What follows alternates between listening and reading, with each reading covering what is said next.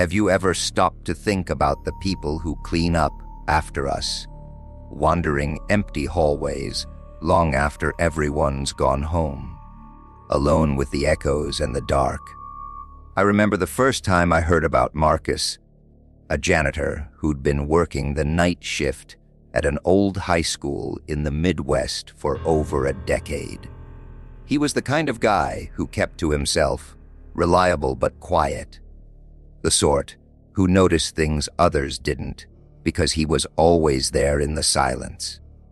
Marcus told this story to a friend of mine who used to substitute teach at the school, and it's stuck with me ever since because of how ordinary it started. It was just another Tuesday night in late fall, the kind where the wind howls outside like it's trying to get in. The school was built back in the 50s, all creaky floors and flickering fluorescents that buzzed like angry insects. Marcus had his routine down pat: start in the gymnasium, mop the locker rooms, then work his way through the classrooms on the second floor. That night, though, something felt off from the moment he clocked in. The air was thicker, heavier, like the building was holding its breath. He shrugged it off at first. Maybe the heating system was acting up again. But as he pushed his cart down the main hall, he heard it a soft scraping sound, like nails on chalkboard, coming from the end of the corridor where the old boiler room was sealed off. Marcus paused. His mop handle gripped a little tighter. He'd been in that school long enough to know every noise the way the pipes groaned when the heat kicked on, the distant hum of the vending machines. This was different. It stopped as soon as he listened closer, but then it started again, rhythmic, deliberate. Scrape, pause, scrape. He figured it might be a rat or something caught in the vents. So he grabbed his flashlight and headed toward the door. The boiler room hadn't been used since they upgraded the system years ago. It was padlocked, dusty, forgotten. But when he got there, the padlock was hanging open, just slightly ajar, like someone had picked it and forgotten to close it properly. Marcus's heart picked up a beat. Kids sometimes broke in for pranks, but it was past midnight, and the alarms should have gone off. He pushed the door open with his foot, shining the light inside. The beam cut through the gloom, revealing rusted pipes and old crates stacked against the walls. Nothing out of place at first glance. Then the scraping came again, louder this time, from behind a pile of discarded desks in the corner. He called out, "Who's there? This ain't funny." No answer, just the echo of his own voice. Marcus stepped inside, the air cold and musty, like wet earth. As he moved closer, his light caught something on the floor scratches, fresh ones.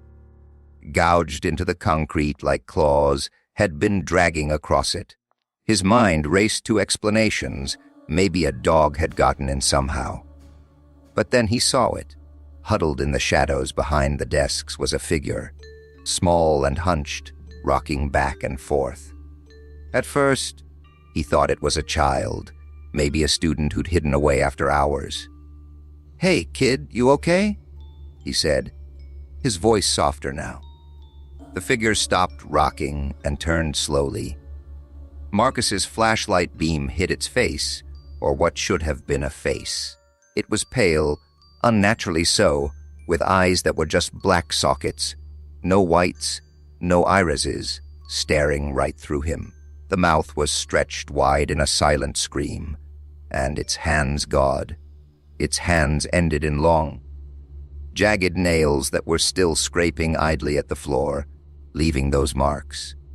Marcus backed up, his breath catching in his throat.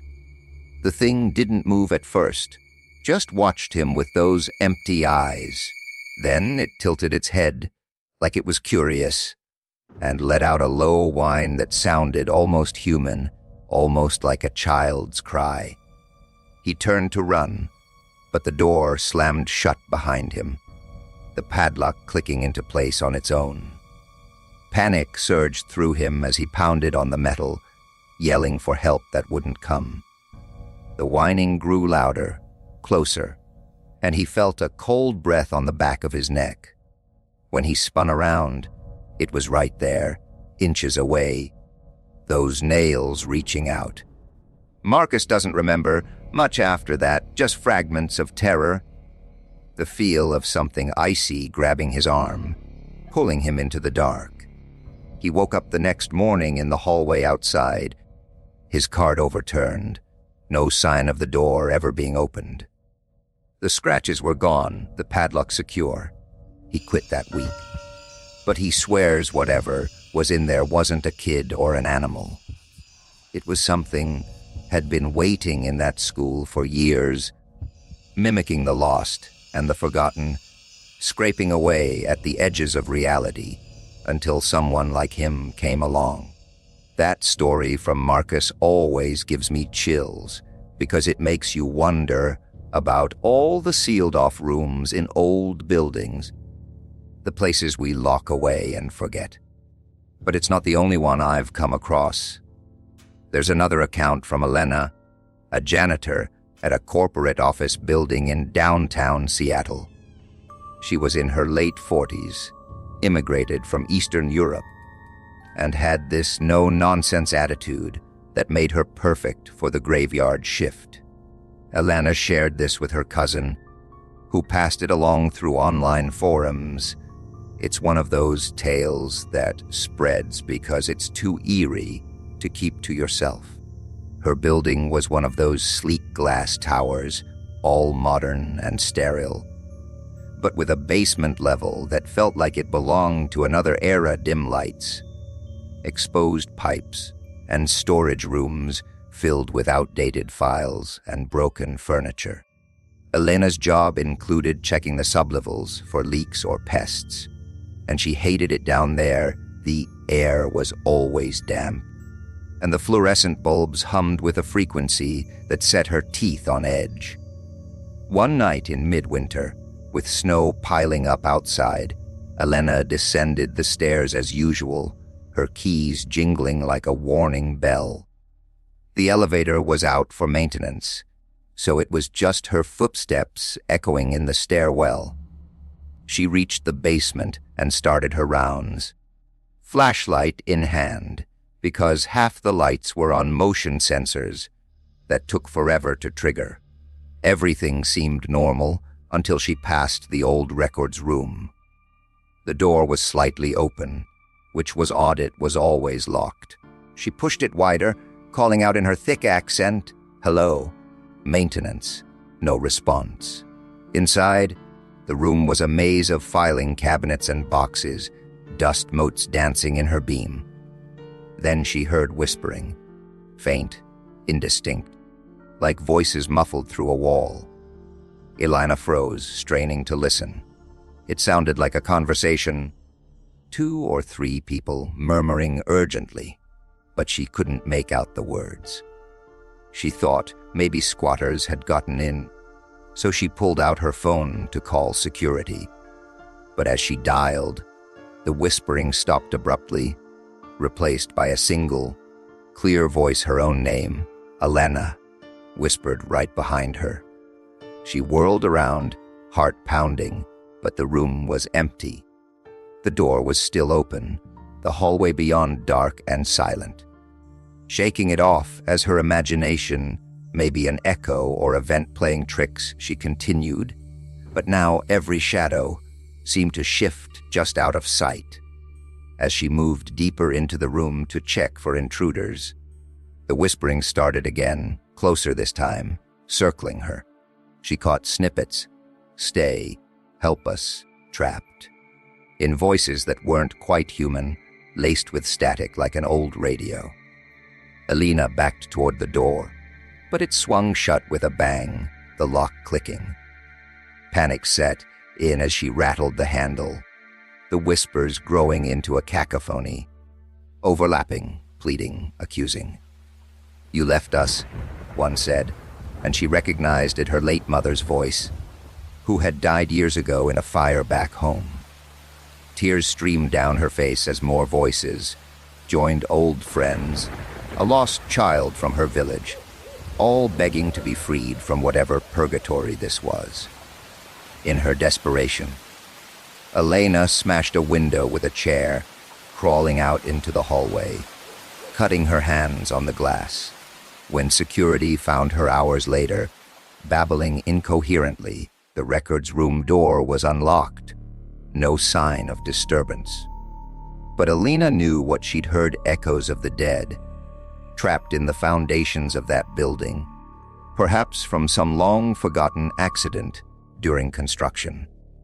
Workers had died there in the 80s, buried in paperwork and forgotten, their spirits lingering in the whispers of the basement. She never went back, but she warns anyone who listen buildings like that have memories, and they don't let go easily. These stories build on each other, don't they?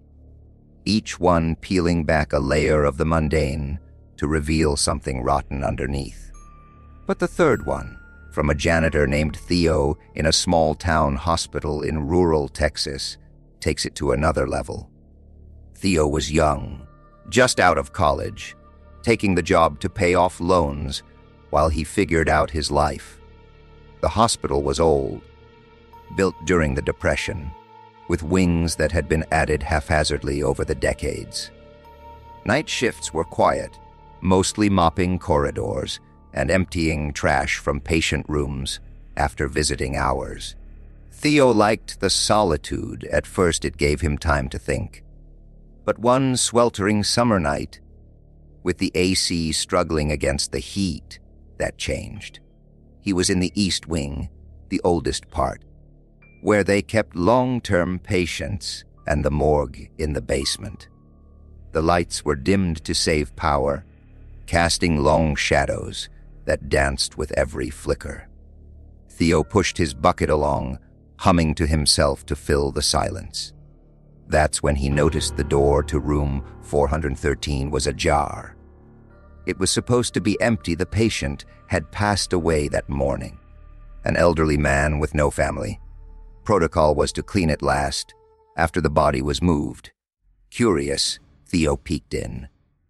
The bed was made, the monitors off, but there was a shape under the sheets, still and silent.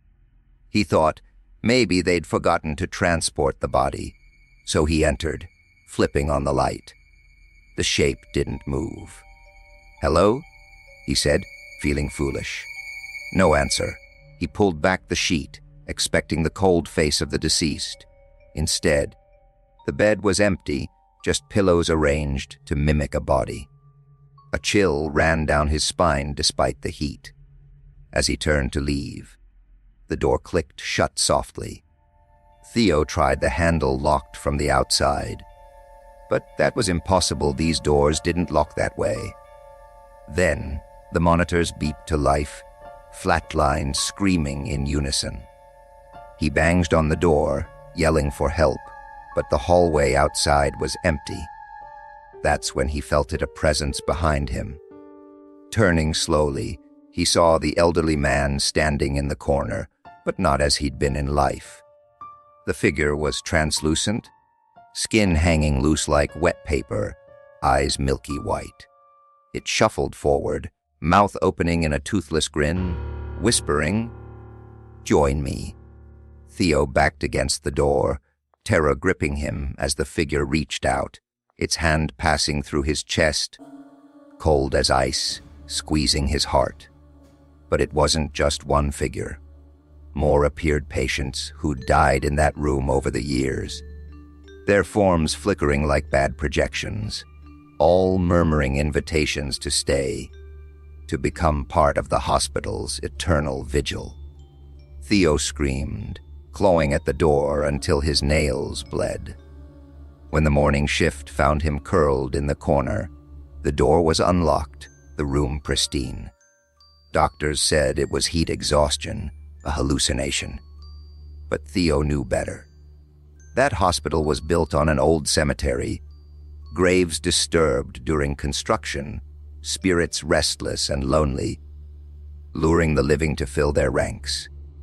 As I piece these stories together, Marcus, with his scraping entity, Elena and her whispering dead, Theo facing the spectral patients, I can't help but see a pattern. Janitors, the unseen guardians of the night, stumbling into the cracks where reality thins. But here's the twist that ties them all. After digging deeper, I learned these three weren't strangers.